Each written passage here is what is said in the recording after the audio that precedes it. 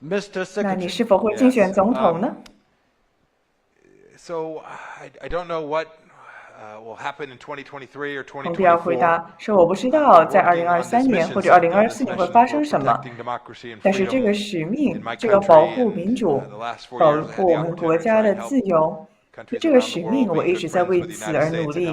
无论是在全世界游走，帮助美国打造盟友关系，帮助美国巩固它的民主等等。我不知道2020年会是怎么样的，我不知道我会不会一直在这样子的抗争之中。” 但是我知道我会一直在这样子的抗争之中，我们会去捍卫人的尊严以及主权。我们需要把这条线画得如此的清楚，要把是与非明确。现在只有神会知道接下来会怎么样了。You're talking about year 2024, but how 主持 about 人问 beyond that? 说 It's hard to 那 know. 在 Okay. we 2024 have 之 big 后呢？ elections coming 那 up in 蓬 just a 佩 few 奥 months 说 in：“ November 那 in 我 the 也不 United 知道 States. 了。我们知道在美国几个月后就有一个大的中期选举了。我希望呢，各行各业的人，包括在各个地方的各党的人，他们都能够去更加的关切台湾以及它的自由。” Would you like to translate? 没问题。好的，首先就减肥的问题，蓬佩奥国务卿他表示说，并没有什么样的诀窍，就是运动跟吃健康一点。那再来就之后会不会选总统这件事情，基本上蓬佩奥国务卿他表示说，他目前的使命就是要保护全球以及美国的民主，以及帮助许多其他志同道合的国家继续像同美国一样友好。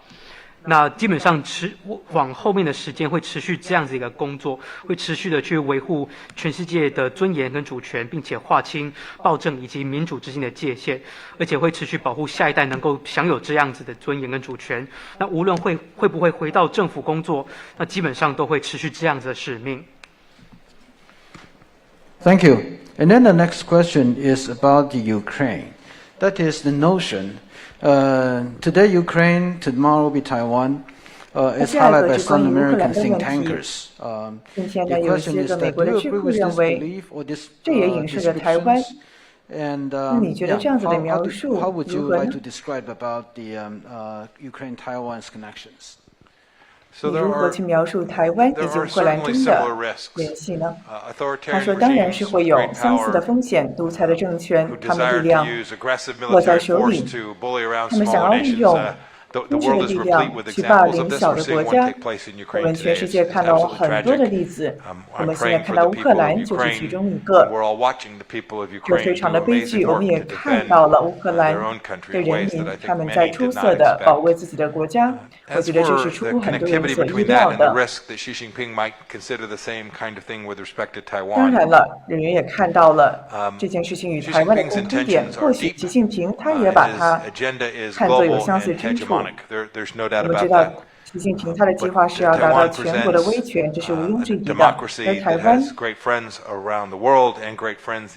这个民主在全世界都是交到很多朋友的，在当地的这个地区也是广交朋友的。我觉得习近平他正在密切的关注着普京以及俄罗斯的军队他的一举一动。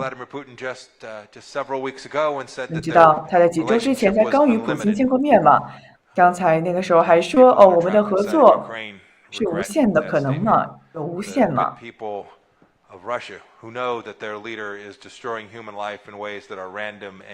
俄罗斯的人民呢？谁知道他们的领袖正在摧毁人的生命呢？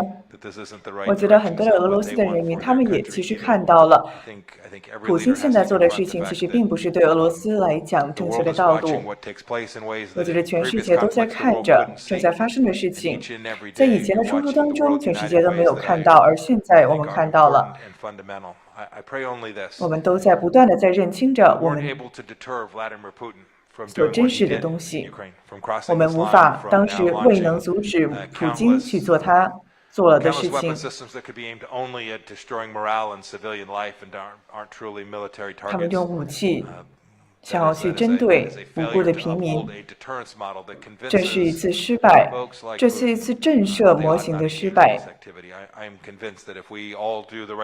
而我相信的是，如果说我们都能够做出正确的事情，美国、台湾以及所有东南亚的国家，特别是南韩啊、日本啊等等这些国家，如果我们都能够通力合作，去打造一个一致的一个理解，说我们一定要去坚守阵线，去那些为我们最真实的东西所抗争的话，包括维持我们的军事震慑的话，我觉得这是会有作用的。那当然了，习近平对全世界做的事情不都是军事上的，他大部分是在做外交啊，包括经济上的斗争以及战争。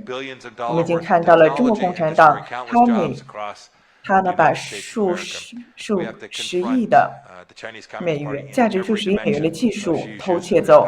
我们需要在方方面面的去对抗中共。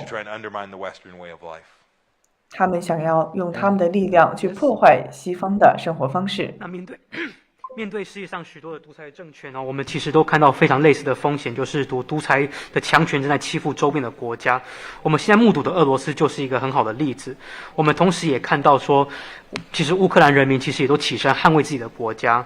其实习近平他本身也正在看在眼里，正在观察俄罗斯接下来的动态。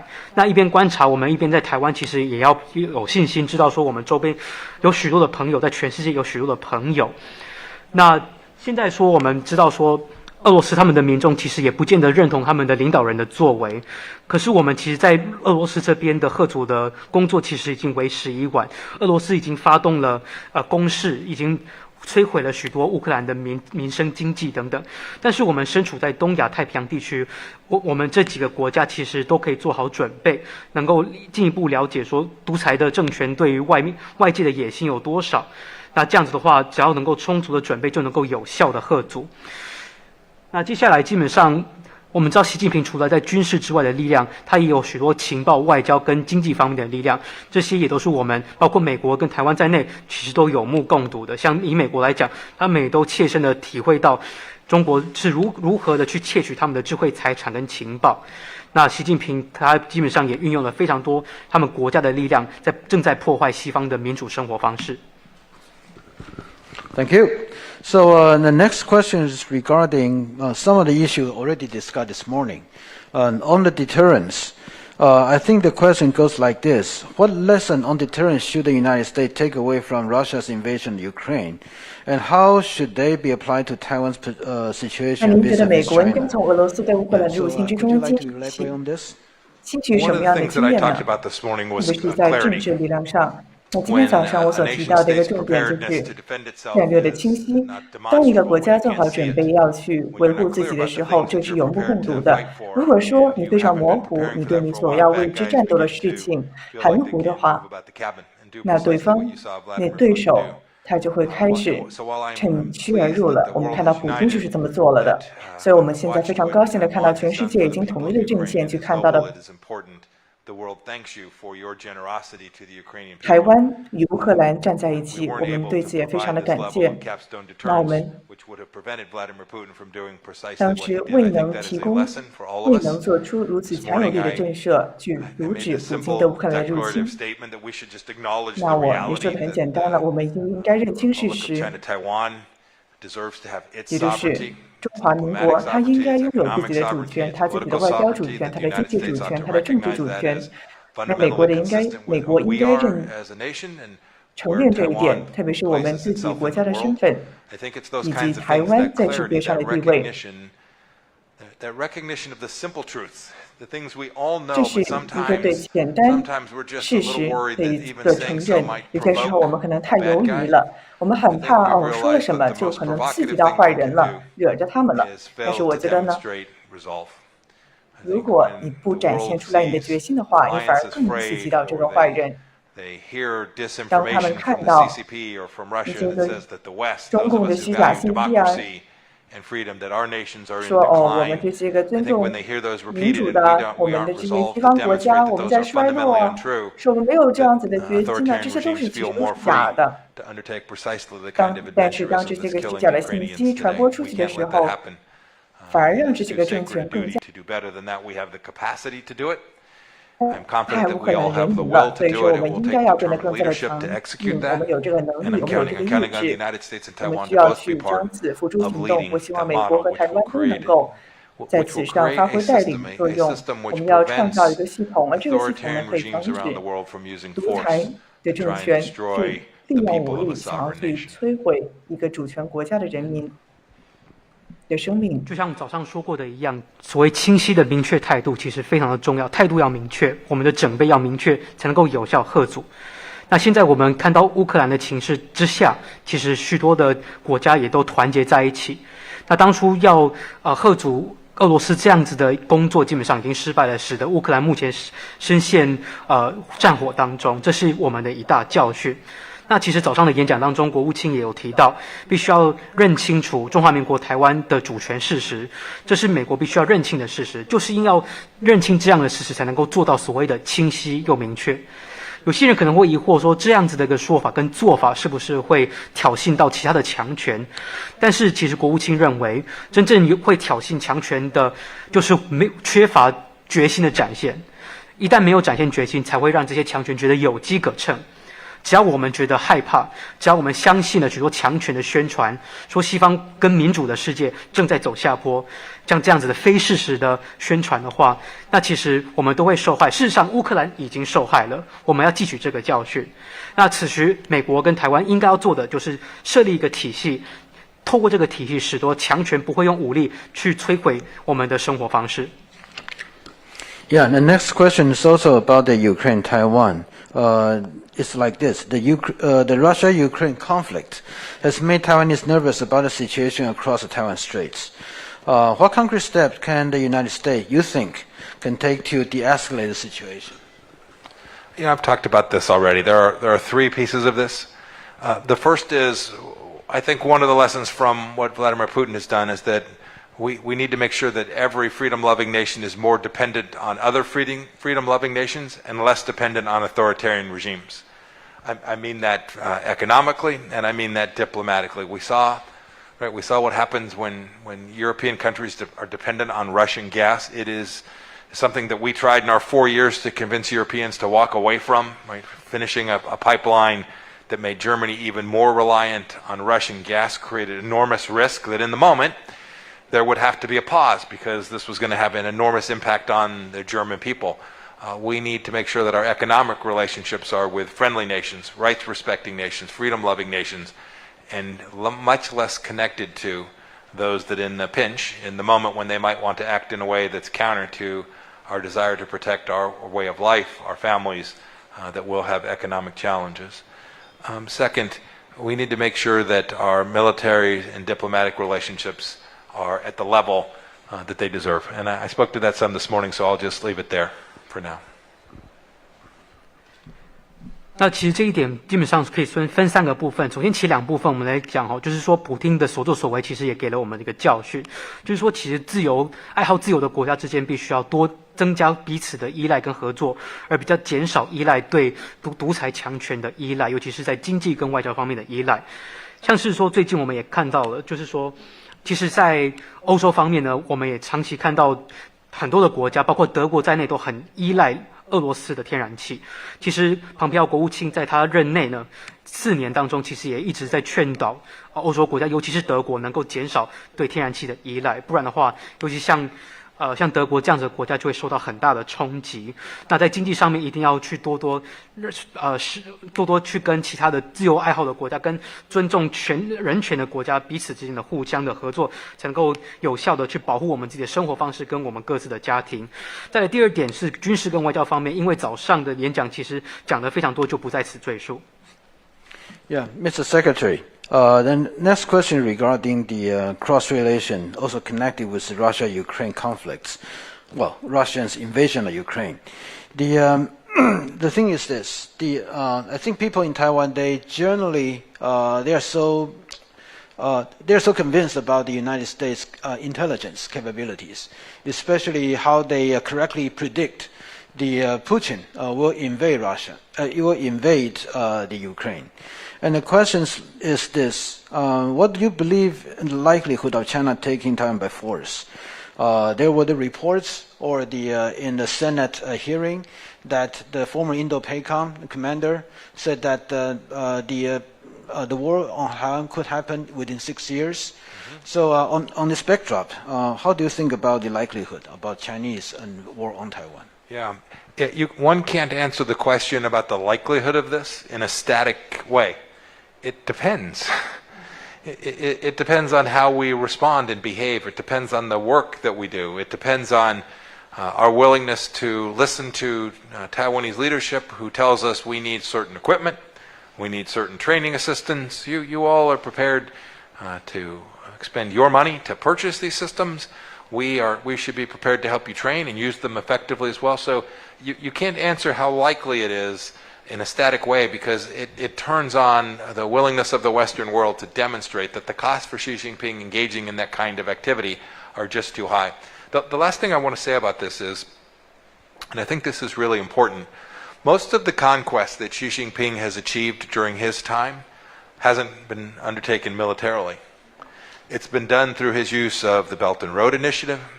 It's been done through his use of information operations around the world. It's been done through influence operations around the world. It's been done by using enormous economic power of the Chinese Communist Party to coerce small governments and say, boy, if you recognize Taiwan, we will stop sending tourists or visitors there. This just is an example of how they've used their economic power. So when one thinks about cross-strait relationships and the risk of Xi Jinping behaving in a way that is aggressive with respect to Taiwan, one shouldn't simply think of ships and planes and artillery, but one should think about yuan and diplomacy and information. Those are the spaces, cyberspace, information space, all of the places which, as sure as I'm sitting here today, Xi Jinping is thinking about trying to exert influence here in Taiwan each and every day, and trying his best to do it. And we have to make sure that we are equally resolved in preventing this from taking place. 那我们在谈两岸方面的风险的时候，不能用静态的方式谈，因为其实有很多的任何事情发生的几率，必须要看台湾方面跟西方国家在因应方面、在准备的工作方面，以及在决心的展现的方面，到底做得多好跟多少。例如说像我们像以美国来讲，他们就会比较希望说能够去多倾听台湾的高层怎么样去表达对于军事设备的需求，对于军事训练的援助的需求。那这个时候，如果台湾已经展现决心，愿意出一笔钱去来购买特定的一些装备的话，那美国自然也会想要去提供相关的训练，去训练台湾的军事的单位，去做进一步的准备。那所以这个时候一定要去展现说，如果中国在台海这边如果掀起战端的话，其实对习近平来讲代价是非常的高的。这边的一大重点就是说，我们也必须要认识到，除了战争这个议题的框架之外，因为这个框架是军事的，所以呢，我们要进一步了解到，其实习近平从他上任到现在以来，他对于周边的一些征服的许多的情势，并不是军事方面的征服，而是运用他们的情报、他们的经济的力量、他们的网络论述的力量，想办法去影响非常多的小国跟周边的社会。像例如说以经济来讲好了，中国共产党就特别擅长去用经济的手段威逼这些周边的小国，说如果他们承认台湾的话，就会减少这些国家的，比如说中国赴这些小国的观光的人数等等。所以在这个时候呢，我们必须要去了解说，习近平他在军事以外，在经济或者是外交方面的其他的攻势会带来哪些风险，这是一并要讨论的。Mr. Secretary, I am going to pose several questions regarding China-Russia here. I think the first question is that many people think that China benefits most from the current conflict in Ukraine, as both Russia and West are struggling. And there are several speculations about the origin of this Russia's invasion of Ukraine, whether China not only knows beforehand, but also encouraged it in order to achieve the result or not. But there are also some speculations in the past regarding the differences between China and Russia, and also China this time, for example, did not endorse publicly about Russia's position on Ukraine. So those are the different pieces of the fluid situation, and how would you like to comment on those? I don't know how much Xi Jinping knew about Vladimir Putin's intention. I know that we all knew since the fall that he was stacking forces in parts of his country that looked to all the world like there was going to be an attack, and in fact that's what resulted. Xi Jinping would have known that as well. Xi Jinping has now provided not only rhetorical support, right, the statement before the Olympics which said that they'll have unlimited friendship. He has certainly lived up to that during this conflict. He has not done what he needed to do. As a member of the UN Security Council, they should have made clear that aggression against a sovereign nation was unacceptable. They chose not to do that. And so I don't think we should give any quarter to Xi Jinping in terms of him having tried to play this both ways. Xi Jinping has not done the things that nations must do when other nations are attacked and are victims of aggression. I will say this too. I think he's watching. I think Xi Jinping is watching this in the same way that he watches the people of Taiwan. You all are an enormous nuisance to him, just by the fact that you get up every day and you take care of your families and you go to work and you live in freedom and democracy. I think Xi can see this. I think he doesn't want his own people to see this. I think Putin's suffering the same thing. I think as the Russian people learn of the atrocities that are taking place in Russia today, I think as they see what Putin is doing to these women and children in Ukraine, I think this will redound much to Putin's detriment. You should know that I think Xi is watching. He doesn't want this nation to have its sovereignty, because democracy flies in the face of everything that allows him to continue his authoritarian regime. If the 900 million, if the billion Chinese people who aren't part of the Chinese Communist Party were to have their way, I am convinced they would like to live more like people do here in Taiwan than the people do there on the mainland. We tried for years, the world, the West, a theory that we began in the United States in the 1970s that said if we engage more with the Chinese Communist Party, we will make them richer and we will make them, the people of China, freer. We were half right. That engagement made them incredibly wealthy, much richer than they were. It didn't make them 1 ounce freer. And the work that we do, the work that our two nations do together, is sending a message to authoritarians like Putin and like Xi and like Chairman Kim and the Ayatollah. The list goes on.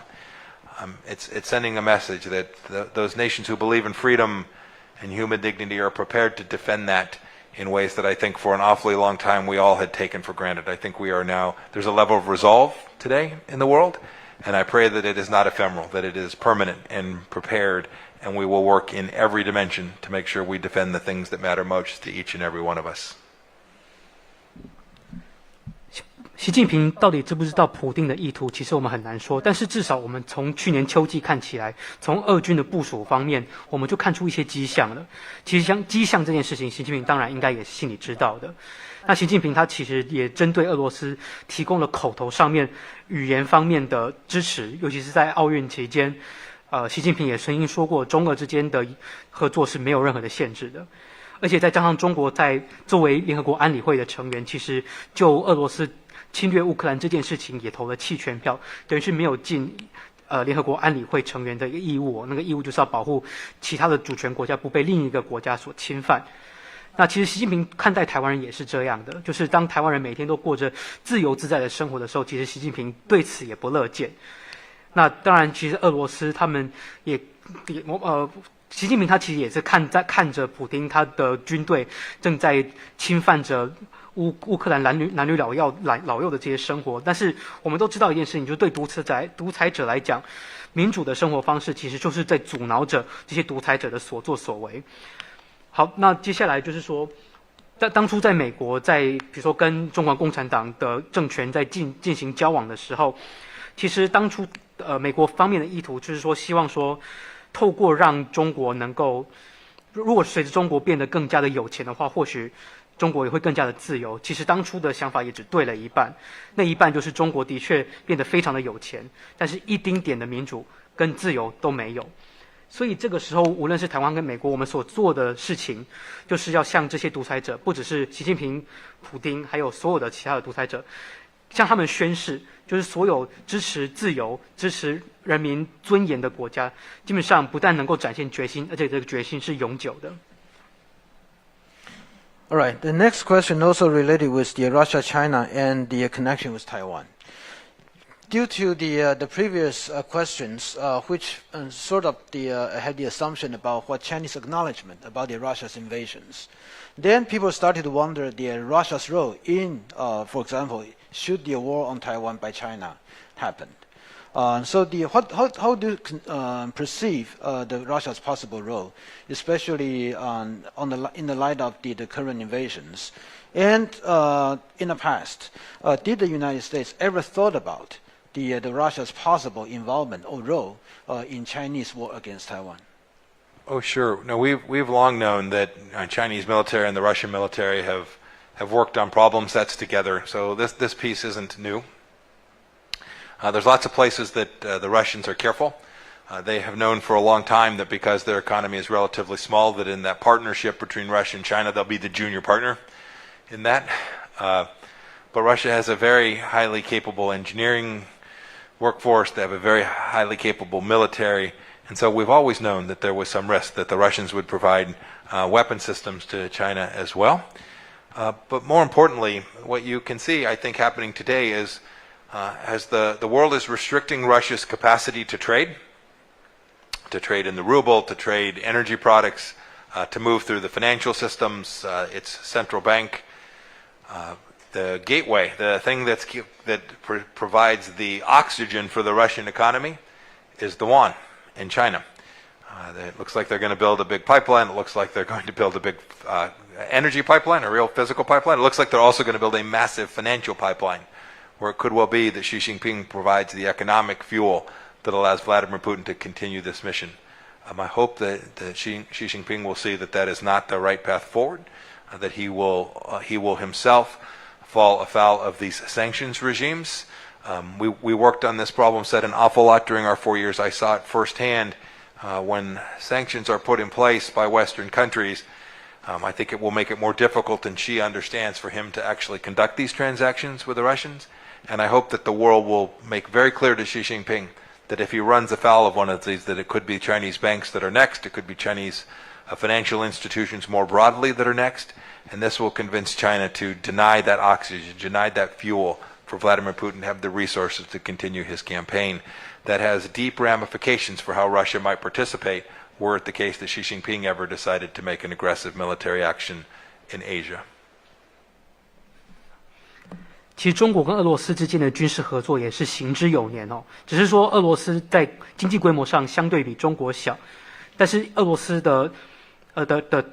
它的利多呢，就是他们的工程的能力比较强，所以在中俄的军事合作之间，比较是俄方会向中方提供相关的军事的系统啊或科技等等。那现在我们全球因应俄罗斯的侵略哦，主要是在限制俄罗斯对外贸易的能力，像是他们的金流跟货流等等，尤其是俄罗斯卢布的交易的这个能力。所以眼看全世界俄罗斯能够求援的对象似乎只剩下中国了。那的确中国跟俄罗斯之间有比较蛮大规模的天然气管哦，那习近平很有可能也会向俄罗斯提供经济援助。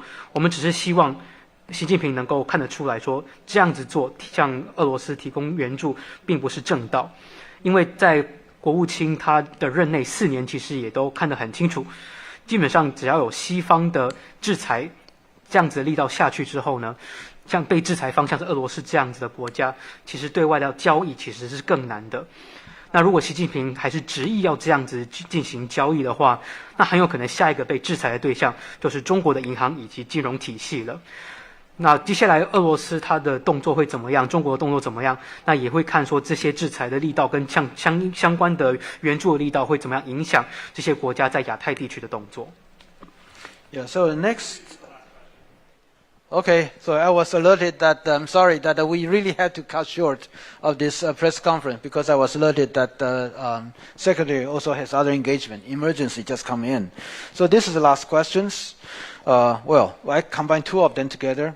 The question is, how do you view your purpose come to Taiwan? That's a simple one. Another one is about, could you explain that the rationale behind in your last decision as the Secretary of State in lifting and all the restrictions about the U.S.-Taiwan official engagement, and some people would like to ask that why that did not happen earlier? Yeah. So that's a fair question. Why did it happen earlier? Look, the decision to treat Taiwanese diplomats coming to the United States the way we treat other diplomats was based on the fundamental idea that says this is in fact a sovereign nation, and the United States ought to treat Taiwanese diplomats no different than we treat diplomats from any other country. For years and years and years, we'd not done that. They're barnacle upon barnacle, new rule upon new rule, all frankly with an idea to somehow pacify or appease the Chinese Communist Party, to not anger the leadership in Beijing. That made no sense to me. You know why it didn't happen quicker? Bureaucracies are hard to move. We wanted to be thoughtful about how we did it. We wanted to make sure we did it in a way that was complete and transparent, and there was no intent to surprise anyone. It was simply a matter of getting America to the right place, to get to the right outcome. My trip here is perhaps a worthy place to conclude this interview. I had wanted to come here for an awfully long time. With COVID, it has proven more difficult than I wish, but I wanted to come here because the people of Taiwan are so deeply wonderful and loving of the central ideas that we have in the American founding as well. This idea that liberty matters, this idea that freedom of speech matters. I joked this morning, I was greeted by protesters when I arrived. It reminded me of home. These are what rambunctious democracies do. And I wanted to come here to say thank you to the people of Taiwan. They were such good friends and partners of the United States, not only during my time as Secretary of State, but in my previous role as the intelligence chief in America and while I was in Congress as well. I watched our economies grow alongside of each other. I watched our trade relationships expand, and I knew that mattered. It mattered to places like my home city of Wichita, Kansas, and it mattered to people all across the United States. And so I very much wanted to come here to be able to see firsthand this great place that I'd never had the chance to see, but to also thank the people here in Taiwan for all that you do to protect freedom for yourselves and for those of us around the world who care deeply to make sure that as many people as possible in the world get a chance to live in this way. Thank you. Yeah, please. 当初会决定去解除台湾外交的限制哦，其实就是说，既然台湾作为主权国家，这个事实存在，那台湾跟其他国家就要一视同仁。那在这之前，所有的一层又一层的一层又一层的奇怪的限制，其实都只是要安抚北京的当局。那其实这样子做并不合理。那可是我们知道说，我们并不能说，一念之间转了，很多的规定就直接当场消散云散消散殆尽哦，因为我们知道说你要改变一个政策，很多时候你必须要通过非常多繁文缛节，还有很多的关卡，而且再加上我们其实在美国内部的政治，其实很多的事情都要面面俱到，也要透明公开。那至于为什么想来台湾，其实国务卿想来台湾已经想很久了，疫情又使得旅行更加的困难。那想要来，主要是因为台湾人其实我们所热爱的价值，像是什么热爱自由、热爱言论自由，甚至像我们还有很多都跟自己意见不合的情况之下，还可以去抗议什么的。其实这一切也都是美国真爱的价值。